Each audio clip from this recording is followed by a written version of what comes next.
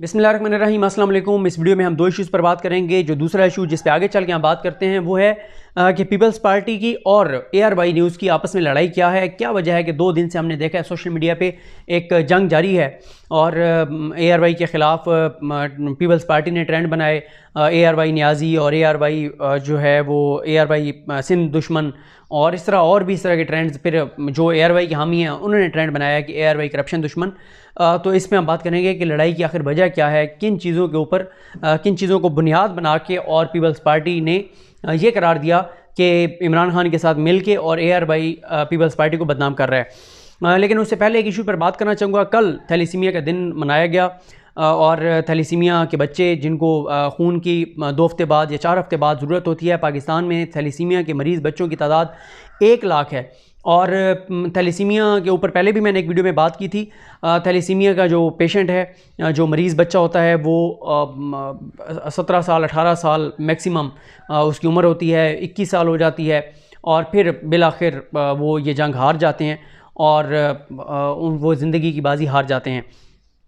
अफसोसनाक एक सूरत हाल होती है। एक तरफ तो हुकूमत की ज़ाहिर ज़िम्मेदारी है कि ऐसी कानून साजी होनी चाहिए कि शादी से पहले टेस्ट होना चाहिए थैलीसीमिया के हवाले से, ताकि जिनका पता हो कि आगे जो बच्चे होंगे वो भी थैलीसीमिया के शिकार होंगे तो वो ऐसे कपल्स की शादी नहीं होनी चाहिए। लेकिन ज़ाहिर है 1 लाख बच्चे हैं पाकिस्तान में, 1 लाख मरीज़ हैं थैलीसीमिया के, उनके लिए तो पाकिस्तानियों को हम सबको अपना किरदार अदा करना होगा। बहुत बड़ा मसला है पाकिस्तान में कि उन बच्चों को ब्लड के लिए बहुत ज़्यादा मसला होता है। पिछले दिनों ये कोरोना लॉकडाउन के बाद बहुत मसला बना, फिर हमने देखा कि सबसे पहले सरेआम इकरारुल हसन साहब वो सामने आए, उसके बाद फिर और तंजीमें और जमातें सामने आईं, फिर हमने बहुत सी तंजीमें और जमातें देखी जिन्होंने अपना किरदार अदा किया और ब्लड डोनेशंस के लिए कहा और फिर ब्लड दिया भी सही। वहीं पे हमारी जो ज़ाहिर है जैसे मैं हूँ या मेरी तरह के और जो दोस्त हैं जिनको यूट्यूब पे देखा जाता है, सुना जाता है, हमारी ये ज़िम्मेदारी है कि हम जहाँ पे भी इस तरह के इश्यूज़ देखें वहाँ पे हम जितना भी अपना किरदार अदा कर सकते हैं हम किरदार अदा करें। तो कल क्योंकि थैलीसीमिया का दिन मनाया जाता है और ये इवेंट भी थे, तो कल ही मैंने दोस्तों के साथ बात की जो यूट्यूबर्स जो मेरे राब्ते में हैं। मैंने उनसे ये रिक्वेस्ट की, मैंने कहा कि हम एक मुहिम चलाते हैं। पहले मैंने एक वीडियो में 1000 कहा था, अब हमने ये तय किया है कि हम 3000 ऐसे नौजवानों को पूरे पाकिस्तान से तैयार करेंगे जो ये कमिटमेंट देंगे और इंशाल्लाह वो कमिटमेंट ज़ाहिर है वो उनकी अल्लाह के साथ होगी। और हम तो सिर्फ मोटिवेट करेंगे नौजवानों को, बहुत से लोगों को कि वो आगे आएँ और ये कमिटमेंट करें कि इंशाल्लाह वो हर 3 माह बाद ब्लड देंगे। इस हवाले से आप वीडियोस देख लें यूट्यूब के ऊपर, आप डॉक्टर्स को सुन लें। हम खैर खुद भी ये करेंगे, डॉक्टर्स के इंटरव्यूज़ वगैरह कुछ मैसेज रिकॉर्ड करके कि वो हम वायरल करें कि ब्लड देने से कुछ भी नहीं होता। तो क्योंकि हम अब थोड़ा सा काम को तकसीम भी कर रहे हैं कि सारा एक ही बंदा ना करे, मुख्तलिफ जो हम इस तरह की एक्टिविटीज़ होंगी तो किसी एक दोस्त के हम ज़िम्मे लगा रहे हैं। तो ये जो ब्लड डोनेशन के हवाले से है कि हम 3000 जो लोग तैयार होंगे, जो कमिटमेंट करेंगे, वो मियां उमर इनाम साहब के ज़िम्मे हमने लगाया है कि वो उन लोगों के मुतलका शहरों में जो भी फातमीद या सुंदस या बहुत सी फाउंडेशंस हैं जिनके साथ भी हमारी बात होती है, उनको उनके नंबर देंगे और उनकी कोऑर्डिनेशन करवाएंगे। तो मैं आपको नंबर दे रहा हूँ उमर इनाम साहब का। उनका नंबर है 0333 317 5003, 0333 317 5003 यानी 5003। आप में से जो ये कमिटमेंट करता है और ऐसे अफराद जो पहले नहीं देते ब्लड, क्योंकि ज़ाहिर है जो देते हैं वो तो अच्छी बात है, अल्लाह ताला उनका ये कबूल फरमाए, ये बहुत बड़ी खिदमत है। कहा जाता है ये तो अल्लाह और अल्लाह के रसूल का है एक हम में जो दिए गए अहकामात हैं, दर्स है, उसमें है कि जिसने एक इंसान की जान बचाई उसने गोया पूरी इंसानियत की जान बचाई। तो हमारा टारगेट जो है, हमने बड़ा रियलिस्टिक टारगेट रखा है कि हम 3000 ऐसे नौजवान जो हैं उनको उनकी हम कमिटमेंट लेंगे, उनको मोटिवेट करेंगे। आप जो सुनने वाले हैं, आप में से कोई ये कमिटमेंट करता है तो आप ज़रूर उमर इनाम साहब को एक मैसेज करें। वैसे तो ज़रूरी नहीं होता, आप अगर अपने तौर पर भी जाके देंगे तो अल्लाह ताला ने कबूल करना है, लेकिन क्योंकि हमने एक टारगेट रखा है कि हमने 3000 हर सूरत में इंशाल्लाह अगले 2 माह में नौजवानों को तैयार करना है। तो हमारी भी थोड़ा सा हमें एक आप समझ लें कि हमें हौसला अफजाई हमारी होगी और हौसला मिलेगा कि हमने जो मुहिम शुरू की है उसका असर हो रहा है। और आप जो पाकिस्तान से बाहर हैं वो वहाँ पे ब्लड डोनेट कर सकें करें, लेकिन पाकिस्तान से भी हमें एक कोई नौजवान जो है वो तैयार करके और उमर इनाम साहब को उन्हें कहें कि मैसेज करें ताकि उमर इनाम साहब मुतलका शहर में उनका रब्ता करा दें। और मैंने एक और चीज़ देखी है कि मैं एक रिसर्च पढ़ रहा था, पता नहीं वो कितनी रिलायबल है या नहीं है, कि इंडिया में जो ब्लड देने के लिए जो वॉलंटियर्स हैं या जो लोग कमिटेड होते हैं उनकी रेशो पाकिस्तान से ज़्यादा है। तो पाकिस्तान को जिन चीज़ों में इंडिया को मात देनी है वो इस तरह की एक्टिविटीज़ हैं, इस तरह की चीज़ें हैं। तो इंशाल्लाह हमने ये ज़्यादा से ज़्यादा मैसेज फैलाना है और लोगों को कहना है कि वो ब्लड दिया करें। और ज़रा सोचें उन माओं का जिनके बच्चे मासूम फूल कलियों की तरह होते हैं बच्चे, और जिनको हर 2 हफ्ते बाद, 3 हफ्ते बाद, 4 हफ्ते बाद ब्लड चाहिए होता है। तो जब ब्लड नहीं मिलता तो सोचें ज़रा उस माँ की क्या हालत होती होगी, उस बाप की क्या हालत होगी, उसकी फैमिली की क्या हालत होती होगी।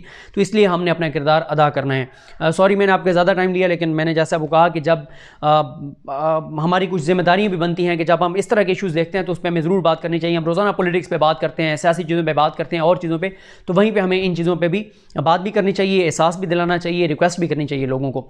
अब हम बात करते हैं ARY के हवाले से। ARY का हमने देखा कि एक लड़ाई शुरू हो गई है ARY की और पीपल्स पार्टी की। पीपल्स पार्टी की मैं आपको एक जो मेरी आखिरी 3-4 वीडियोज़ हैं उनमें से एक मैंने वीडियो की थी, पीपल्स पार्टी की 8 वारदातें कि इनका कोरोना भी कुछ नहीं बिगाड़ सका। कोरोना के आने के बाद भी इनकी करप्शन लूटमार की कहानियाँ सामने आ रही हैं, करप्शन के इल्ज़ामात की जद में हैं, और वो ARY नहीं बहुत सी जगहों में वो चीज़ें रिपोर्ट हो रही हैं। यानी राशन वाली बात सुप्रीम कोर्ट में आई, सुप्रीम कोर्ट को ये कोई सबूत नहीं दे सके। पहले 8 अरब की बात, फिर 1 अरब की बात, फिर 1 अरब के भी कोई सबूत नहीं दे सके, और सुप्रीम कोर्ट ने कहा कि आपने कह दिया, हमने लिख दिया, अब लोग इस पे यकीन करते ही नहीं करते, हम ये लोगों पे छोड़ रहे हैं। फिर जो राशन तकसीम किया उसके बारे में जो थोड़ा सा किया भी सही तो सामने आया कि वो एक्सपायर था। फिर जो इक्विपमेंट ख़रीदा जा रहा है उसके ऊपर भी इल्ज़ामात लग रहे हैं। फिर जो ज़कात फ़ंड है उसके ऊपर भी इल्ज़ामात लग रहे हैं कि वो गलत लोगों में तकसीम किया जा रहा है। फिर जो गुजारा अलाउंस है उस हवाले से भी पता चल रहा है कि बंदर बांट की जा रही है। कुछ जो चेक अद्वियात की कंपनी को दिए जा रहे हैं उनके हवाले से भी सवालात हैं। गंदम चोरी के मामलात आपके सामने हैं। कोई 8 चीज़ें मैंने उसमें गिनवाई थी कि 8 चीज़ें ऐसी हैं जो कोरोना के दिनों में सिर्फ सामने आई हैं। अब हुआ ये कि पीपल्स पार्टी शुरू में उनकी बहुत मीडिया ने तारीफ़ की, मीडिया ने बहुत काम उठा दिया, और ऐसे मीडिया ने दिखाया कि जैसे सिर्फ सिंध में काम हो रहा है, बाकी तो सारी हुकूमतें नाकाम हो गई हैं। और इतनी तारीफ़ हुई मीडिया के ऊपर सिंध हुकूमत की कि सिंध हुकूमत को लगा कि हम वाकई बहुत अच्छे हैं, हम वाकई बहुत काम कर रहे हैं। तो उनका भी एक मिजाज बन गया। अब मीडिया तो ज़ाहिर है इमरान खान को नीचे दिखाने के लिए ये सारा कुछ कर रहा था। दूसरा, पीपल्स पार्टी क्योंकि लॉकडाउन की, बहुत सख्त लॉकडाउन की हामी थी और मीडिया भी यही चाहता था, तो मीडिया उनको ज़्यादा कवरेज भी दे रहा था और दिखा रहा था कि उस्मान बुज़दार कुछ नहीं कर रहा, KPK भी बर्बाद हो गया है, तबाह हो गया है, वफाक भी कुछ नहीं कर रहा। अगर कोई कुछ कर रहा है तो वो सिर्फ मुराद अली शाह है। अब एक फ़ेज़ होता है, उस फेज़ के बाद अब जब मीडिया ने, कुछ चैनल्स ने पूछना शुरू किया तो अब उनको बुरा लगता है, क्योंकि वो तो खुद ये अपने बारे में सुन सुन के उनको लगा कि हम वाकई बहुत अच्छा काम कर रहे हैं। तो अब उनके ऊपर ज़रा तनकीद हो रही है तो वो बहुत बुरे तरीके से रिएक्ट कर रहे हैं। शफात अली साहब और मदीना नकवी साहिबा ने अपने प्रोग्राम में यह सवाल उठाया कि 5 खरब रुपए 8 सालों में हेल्थ के ऊपर सिंध ने खर्च किए, वो 5 खरब कहाँ पे लगे हुए नज़र आते हैं। ये वही चीज़ है जो 18वीं तरमीम के ऊपर हम तनकीद करते हैं। 18वीं तरमीम के बाद ये जो सेहत है वो सूबाई सब्जेक्ट है। पैसा सारा वफाक सूबे को देता है, सूबा आगे खर्च करता है और सूबे को आप पूछ नहीं सकते। ये करप्शन, लूट मार, चोर बाजारी का एक तरीका था 18वीं तरमीम कि पैसे आप वफाक सिंध को दे देगा, वो लूट मार करें, करप्शन करें, जो मर्जी करें, कोई पूछ नहीं सकता। और मैं आपको ये बता दूं कि सुप्रीम कोर्ट में एक केस के दौरान जो वफाक के हॉस्पिटल वापस वफाक को करने के हवाले से केस था, रज़ा रबानी साहब सिंध हुकूमत की जानिब से दलाइल दे रहे थे। उन्होंने उस वक्त कहा था कि आइन वफाक को इजाज़त नहीं देता कि वो सिंध में आके कोई हस्पताल बनाए या हस्पताल चलाए। और आज कहते हैं कि हमें तो वफाक पैसे ही नहीं दे रहा हस्पतालों के लिए, हस्पताल बेहतर बनाने के लिए, इक्विपमेंट लेने के लिए। हम तो वो। भाई एक तरफ रज़ा रबानी साहब दलाइल ये देते हैं कि जी वफाक सिंध में ना आके कोई हस्पताल बना सकते हैं ना चला सकते हैं। आज आप कहते हैं कि जी हमें वफाक पैसे नहीं दे रहा, और 18वीं तरमीम के बाद तो सारे 60% पैसा वफाक जो है वो सूबों को दे देता है। और यही वो चीज़ है जो 18वीं तरमीम में सबसे बड़ी थी कि अब आप सिंध से पूछ नहीं सकते। आप पूछेंगे तो ये वही करेंगे जो ARY के साथ कर रहे हैं, या वो जो बिलावल साहब का क्लिप आया, उन्होंने कहा कि किसकी जुर्रत है वो मुझसे पूछे। कौन मुझसे पूछ सकता है, मैं किसी को जवाब दे नहीं हूँ। यही मसला है 18वीं तरमीम का। पता था पीपल्स पार्टी को और नून लीग को कि हमें पता नहीं वफाक में कभी नसीब होना या नहीं होना इक़्तिदार, लेकिन वो ये समझते हैं कि सिंध हमसे कभी कोई नहीं छीन सकता। वो समझते थे कि पंजाब हमसे कोई नहीं छीन सकता। दोनों ने एक एक सूबा इख्तियारात तकसीम किए, सारे में डिवॉल्व की चीज़ें। अब पैसा उनके पास जाता था, जितना मर्जी खर्च करें, जो करप्शन करें, लूट मार करें, बाहर एहसास से ज़्यादा बंदे कोई नहीं पूछ सकता। उनसे जब ये सवाल किया गया तो इस पर फिर रिएक्ट किया सईद गनी साहब ने। उन्होंने कहा कि ARY ने अपने तमाम रिपोर्टर्स को एक मैसेज किया है, एक लेटर भेजा है। वैसे मैं आपको ये बता दूं कि ये हमारे तमाम चैनल्स के SOPs हैं कि इसी तरह से हर शहर के रिपोर्टर को कोई ना कोई जो होता है हेड ऑफिस, वो कोई ना कोई असाइनमेंट देता है। अब सिंध के रिपोर्टर्स को असाइनमेंट ये दी गई है कि आप हमें बताएं कि अंदरूनी सिंध में डिस्ट्रिक्ट्स में किस अस्पताल पे कितना बजट आया, कितना खर्च हुआ, कितने डॉक्टर हैं, कितने डॉक्टर ड्यूटी पे आते हैं, कितनी नर्सेज हैं, कितने बेड्स हैं, कितना इक्विपमेंट है। तो भाई ये क्या हर्ज है? वो तो ये कह रहे हैं कि आपके जो दावे हैं और हकीकत वो दिखा दें। कहीं उस लेटर में ये नहीं लिखा हुआ कि आपने झूठी रिपोर्टिंग करनी है, आपने झूठ दिखाना है। बस ये कहा गया है कि आप फैक्ट्स दिखाएं। तो फैक्ट्स, अगर आपने पैसा खर्च किया है तो वो नज़र आ जाएगा, नहीं किया तो फिर वही होगा जो वो सिंध हाई कोर्ट के जज साहब ने कहा था कि लाड़काना में जो तरक्याती बजट था उसमें से भी आपने चोर बाजारी की है, करप्शन और लूट मार की है, किकबैक्स लिए हैं। इस शहर को तो आप छोड़ देते जहां पे आपके भुट्टो साहब और आपके बाकी लोग दफन हैं, और आप कहते हैं कि लाड़काना हमारा सियासी किबला और काबा है। एक घर तो डाइन भी छोड़ देती है, कम से कम एक शहर तो आप छोड़ देते, यहाँ के पैसे में से तो करप्शन ना करते, यहाँ का पैसा तो वहाँ पे खर्च कर देते। आपने लाड़काना को भी नहीं बख्शा। तो इसके ऊपर बहुत सख्त क्लियर किया। सैयद गनी साहब ने इल्ज़ामात लगाना शुरू कर दिए। पूछा उन्होंने शफात साहब ने और उन्होंने मदिया नकवी साहिबा ने कि भाई आप ये बता दें, कुत्ते काटने की वैक्सीन नहीं है, अस्पतालों में डॉक्टर फुरकान वाला वाक़या हमने देख लिया, इस तरह के इशूज़, तो हम अपने रिपोर्टर को हमने कह दिए, तो इसमें क्या हर्ज है? वो कहते हैं नहीं जी, ये मुहिम है, वफाक के साथ आप मिलकर हमारे खिलाफ मुहिम चला रहे हैं, इमरान खान के कहने पे आप ये कर रहे हैं, आप सिंध दुश्मन हैं, आप ये हैं। अब समझ नहीं आती सिंध के दुश्मन कौन है। सिंध के दुश्मन वो हैं जिनको 12 साल से तो कम अज़ कम मुसलसल सिंध वाले वोट दे रहे हैं, और उनके टैक्स के पैसे ओमनी ग्रुप को दे दिए जाते हैं, उनके टैक्स के पैसे ओमनी ग्रुप को दिए जाते हैं। फिर ओमनी ग्रुप उसके बदले में सदके के बकरे तक बिलावल उसके ओमनी ग्रुप के अकाउंट से आ रहे होते हैं। फेक अकाउंट्स में ठेकेदार सरकारी ठेके लेने वाले पैसे जमा करा रहे हैं, रिश्वत जमा करा रहे हैं, वो पैसा जरदारी साहब और अदीफ रियाल तालपुर को आ रहे हैं। और 25 वॉल्यूम्स हैं उस GIT के जो कि बनाई गई थी फेक अकाउंट्स केस में, आसिफ अली जरदारी साहब की मनी लॉन्ड्रिंग के केस में। तो सिंध के दुश्मन तो वो हैं। तो अब ये एक तो सूरत हाल है। दूसरा, मुराद अली शाह ने, अब देखें ना, अब इनको भी पता चल गया है, क्योंकि देखें आप जैसे ताजिर हैं, ताजिर और सिंध हुकूमत मामलात पॉइंट ऑफ नो रिटर्न पे चले गए हुए हैं। ताजिरों ने कल आखिरी धमकी दे दी है कि 2 दिन है तुम्हारे पास, 2 दिन बाद हम कारोबार खोल रहे हैं, जो तुमने करना है हमारा कर लो। अब ये कह रहे हैं, वफाक पे डाल रहे हैं कि आज हम वफाक को लेके भेजेंगे, वफाक फैसला करेगा। भाई बात यह है, 18वीं तरमीम बाकी हर जगह पे 18वीं तरमीम, यहाँ पे भी आप अपने इख्तियारात इस्तेमाल करें, क्योंकि ताजिर इनको ये कह रहे हैं कि जब आप छोटी छोटी मार्केटें खोल रहे हैं पेरीफ्रीज में, देहाती इलाकों में या बैकवर्ड इलाकों में या शहर के अंदर भी छोटी छोटी मार्केटें, तो जो मॉल्स होते हैं, जो ब्रांड्स की दुकानें होती हैं, वो तो ज़्यादा SOPs को फॉलो करते हैं, वो तो वहाँ ज़्यादा एक ज़रा अपर क्लास के लोग आते हैं, ज़रा निस्बतन ज़ाहिर है जो ज़रा पैसे वाले लोग होते हैं, जो बड़े बड़े ब्रांड्स होते हैं वो आते हैं। तो वो जो आने वाले हैं उनके लिए भी शायद आसानी हो SOPs को फॉलो करना, और जो ब्रांड्स की दुकानें होती हैं वो एक मैकेनिज़्म होता है, पूरा उनका सिस्टम होता है, तो उनको भी आसानी होगी। अब जब ताजरों ने धमकी दे दी है, अब वफाक पे डाल रहे हैं कि हम वफाक को लिख के भेजेंगे। और कल वज़ीर आला सिंध ने कहा है कि अब हम जो फैसले कर रहे हैं वो 100% कंसेंसस से हो रहे हैं, वफाक जो कह रहा है उस पर 99% अमल करेंगे। उसकी वजह क्या है? क्यों? अब जब इनकी करप्शन, लूटमार, चोर बाजारी एक्सपोज हो रही है, अब जब इनके अपने शहरी इनसे कंट्रोल नहीं हो रहे, अपने ताजिर इनसे कंट्रोल नहीं हो रहे, अब ये वफाक के साथ मिल गए, अब ये अच्छे बच्चे बन गए कि नहीं हम तो वफाक के साथ हैं, हम तो वफाक के साथ मिलकर चलना चाहते हैं, हम तो चाहते हैं फैसले वफाक करे, क्योंकि हालात इनके हाथ से निकल गए हैं सिंध के अंदर।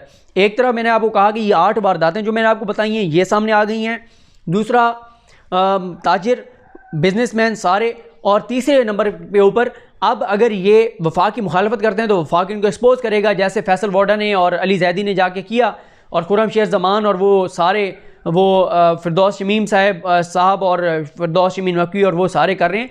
तो इसलिए इनको पता है कि अब हम अच्छे बच्चे बन जाएं कि हम तो वफाक के साथ हैं, फैसले तो वफाक कर रहे हैं, वफाक हमारा बड़ा भाई है, जो वफाक फैसला करेगा वो हम मानेंगे, ताकि लोगों की वफाक इनके ऊपर अटैक ना करे, इनको एक्सपोज ना करे, और वफाक के जो हामी हैं वो भी इनको एक्सपोज ना करें।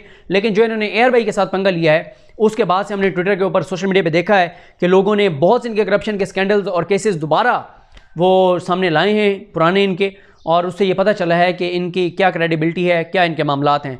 तो सिंध के हुकूमत के हाथ से मामलात निकल गए थे, इसलिए ये वफाक के साथ जाके मिल गए हैं। और अब वज़ीर आला सिंध जो हैं वो कह रहे हैं मीडिया ने पहले 1.5 महीने बहुत अच्छा किरदार अदा किया है, हमें वही किरदार चाहिए, वो किरदार आपको सुनहरी रूप में लिखा जाएगा। यानी उसी तरह आप इनको सर पे उठाएं, ढोल बजाएं इनका, आप कहेंगे क्या बात है, मुराद अली शाह साहब ने तो कमाल कर दिया है, अमेरिका भी पीछे रह गया जो मुराद अली शाह साहब ने कर छोड़ा है। तो लेकिन एक हर चीज़ की एक हद होती है, एक लिमिट होती है। जिन चैनल्स ने ढिंडोरा पीटा है सिंध हुकूमत के हक़ में, उनकी भी तो एक लिमिट थी ना। आप कितना एक दिखा सकते हैं, झूठ को सच करके कितना एक दिखा सकते हैं। आखिर एक वक्त आता है, वो सुप्रीम कोर्ट के जस्टिस एजाज़ खान साहब ने लिखा था नवाज शरीफ साहब के बारे में कि आप कम वक्त के लिए ज़्यादा लोगों को बेवकूफ़ बना सकते हैं, ज़्यादा वक्त के लिए कम लोगों को बेवकूफ़ बना सकते हैं, लेकिन हमेशा के लिए तमाम लोगों को बेवकूफ़ नहीं बना सकते। और यही मामला हुआ है सिंध हुकूमत के साथ। अब सवाल अगर किया है ARY ने, तो आपको जवाब तो देना होगा, बजाय इसके कि आप उनके ऊपर इल्ज़ामात लगा के और आप कहें कि ये एक मुहिम है। ये मुहिम नहीं है। आपने पैसा खर्च किया है, आप उसकी रसीदें दिखा दें, आप मशीनरी दिखा दें, आप तैयारी दिखा दें। आप बड़े दावे करते थे कि हमारी बहुत अच्छी तैयारी है, तो आप वो तैयारी दिखा दें आप कि ये हमारी सिंध हुकूमत की तैयारी है। लेकिन आप नहीं दिखा सकते क्योंकि वो सब झूठे आपके दावे थे। उस वक्त मीडिया और आपके मफादात एक थे, इसलिए मीडिया ने आपको बढ़ा चढ़ा कर पेश किया। ये वो लड़ाई है ARY की और पीपल्स पार्टी की। मुझे अपनी दुआ में याद रखें। अल्लाह करीम हम सब कामी नासरो। अल्लाह हाफ़िज़।